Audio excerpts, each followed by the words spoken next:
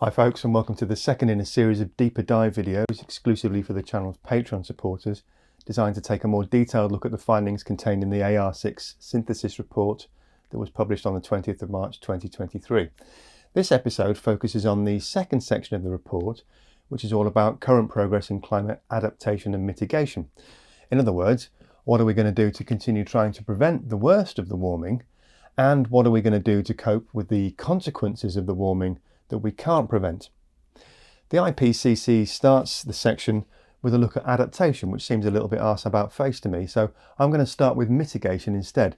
The report says that while policies and laws addressing mitigation have consistently expanded since the fifth IPCC assessment report back in 2015, the lack of ambition in the upgraded nationally determined contributions, or NDCs, announced just before COP26 in October 2021, will, in their words, make it likely that warming will exceed 1.5 degrees Celsius during the 21st century and make it harder to limit warming below 2 degrees.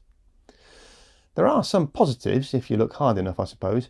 The report points to regulatory and economic instruments and policies that in many countries have enhanced energy efficiency, reduced rates of deforestation and accelerated technology deployment, which, as I mentioned in my YouTube summary video, have led to some reductions in removals of emissions. And it's absolutely right to say that the precipitous fall in the cost of solar, wind and lithium-ion batteries in the last decade or so have been key to accelerating the disruption of existing fossil fuel dominated markets all over the world. In addition to that, the IPCC says that electrification of urban systems, urban green infrastructure, energy efficiency, demand side management, which is basically making consumer devices smarter and more efficient, improved management of forests, croplands and grasslands, and reduced food waste and loss are not only technically viable, but are also becoming increasingly cost effective and are generally supported by the public. But the report also highlights the fact that we still have this enormous emissions gap between the reductions in greenhouse gas emissions modelled in mitigation pathways that give a greater than 50% chance of limiting warming to 1.5 degrees and a greater than 67% chance of staying under 2 degrees, and the amount of global greenhouse gas emissions that current NDCs would actually result in by 2030. The IPCC states with medium confidence that the modelled pathways consistent with current NDCs lead to a warming range of somewhere between 2.1 and 3.4 degrees Celsius by the end of this century. And let's not forget that the world is not currently following the path that the NDCs set out anyway. So without a strengthening of those policies, the IPCC modelling projects warming of as much as 3.5 degrees by 2100. Although finance has increased since 2012, the IPCC says with high confidence that it's been slowing down since 2018. Presumably, although not explicitly stated in this report, that slowdown will have been exacerbated by the COVID lockdowns. One of the issues with finance is that it's been very bitty and regionally focused, with no overall global master plan coordinating efforts. Plus, the IPCC has high confidence that quelle surprise, public and private finance flows for fossil fuels are still greater than those for climate adaptation and mitigation. And despite Mark Carney's fine words at COP26... And as you've heard today, as part of GFANZ, over 450 major financial institutions from 45 countries are committing to manage their balance sheets that total over $130 trillion in line with net zero. So make no mistake, the money is here if the world wants to use it. The amount of money that is actually being used on mitigation is nowhere near enough to limit warming even to 2 degrees, a point the IPCC makes with very high confidence. One of the highest profile commitments our global leaders made was way back in Copenhagen in 2009, when Hillary Clinton was still the US Secretary of State. In the context of a strong accord in which all major economies stand behind meaningful mitigation actions and provide full transparency as to their implementation, the United States is prepared to work with other countries toward a goal of jointly mobilizing $100 billion a year by 2020 to address the climate change needs of developing countries. The IPCC report finds that the pledge has been missed every year so far. So in summary, on the mitigation front then, it looks like about an F- to be honest. So what about adaptation then? Well, let's start with a bit of encouraging news, shall we? The synthesis report states with very high confidence that progress in adaptation planning and implementation has been observed across all sectors and regions, generating multiple benefits. It also says that growing public and political awareness of climate impacts and risks has resulted in at least 170 countries and many cities including adaptation in their climate policies and planning processes. There are many examples of effective adaptation already going on in some parts of the world, like improvements in the cultivation and selective breeding of much more climate change resilient plants, more efficient use of water in agriculture, much more attention being paid to conservation of moisture in our soils, including better irrigation, wider adoption of agroforestry, more evidence of community-based adaptation, and greater knowledge among the farming community of so-called agroecological principles and practices like rewilding and regenerative agriculture. As well as all that, the report says with high confidence that ecosystem-based adaptation approaches like urban greening and restoration of wetlands and upstream forest ecosystems have been effective in reducing flood risks and urban heat. And a combination of non-structural measures like early warning systems and structural measures like levees have reduced loss of life caused by inland flooding. So the positive story is that we know what needs to be done, and in many cases those things are actually beginning to be implemented. But just like the finance situation, the report also finds a bunch of dysfunctional stuff going on as well. Most observed adaptation responses are fragmented, incremental, sector-specific and unequally distributed across regions, the report says. And with high confidence, it finds that adaptation gaps that exist across sectors and regions will continue to grow, with of course the largest adaptation gaps being experienced among the lowest income groups.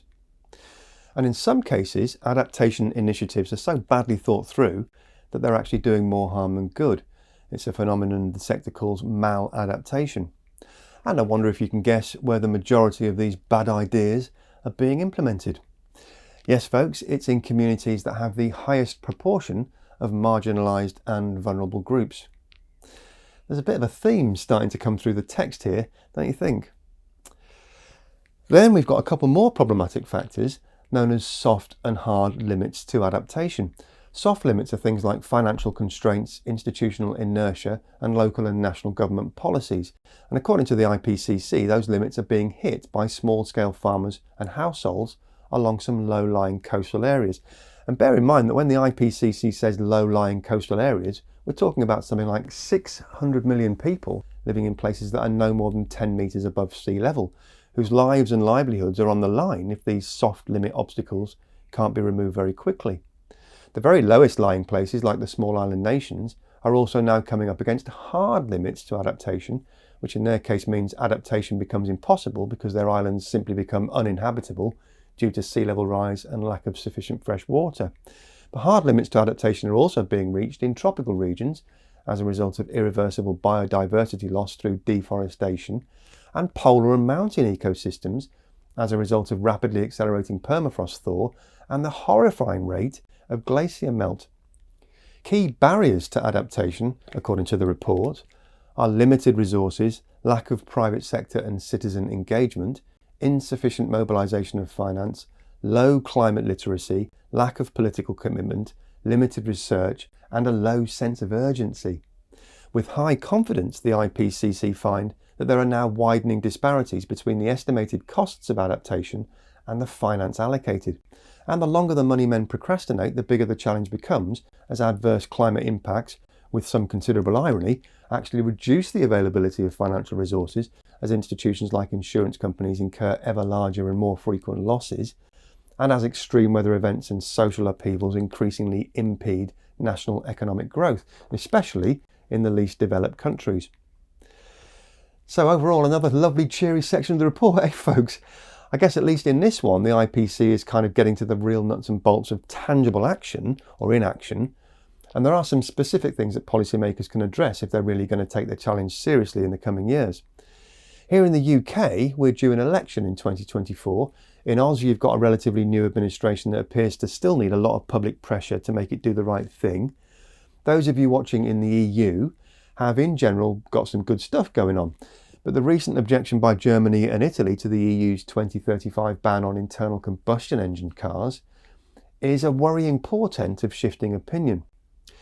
Canadian politics, as guided by the silver-spooned and silver-tongued Trudeau child, is, as I understand it, all about saying the right things in public and doing all the wrong things in practice. And of course you other folks across the pond are facing yet another existentially consequential presidential race over the course of the next 18 months. So frankly speaking, if America gets Trump, France gets Marine Le Pen, Mussolini's ideological prodigy Giorgia Meloni stays in power in Italy, we get 5 more years of Conservative obfuscation here in the UK, and even German politics takes a swing to the right, then I think all the suggestions that the IPCC are very politely putting forward in the AR6 synthesis report will most likely be effectively canned for the rest of this decade, which would mean we'd arrive at 2030 with a real runaway train on our hands. So if, as I'm often asked, there is one thing that each of us can do as individuals right now, I'd say that one thing would be not only to harass your local representative, but also to try with every ounce of your energy to convince your friends and family of the importance of voting and voting for the party that will pursue real climate action rather than the parties that are currently hiding behind platitudes and compromises that favour the fossil fuel industry. Anyway, that's my little rant over. In the third of our 5 deep dive videos in this little mini-series, we'll look at the detail of what the IPCC predicts will be the various consequences of future climate change. And you'll definitely want to brace yourself for that one, believe me.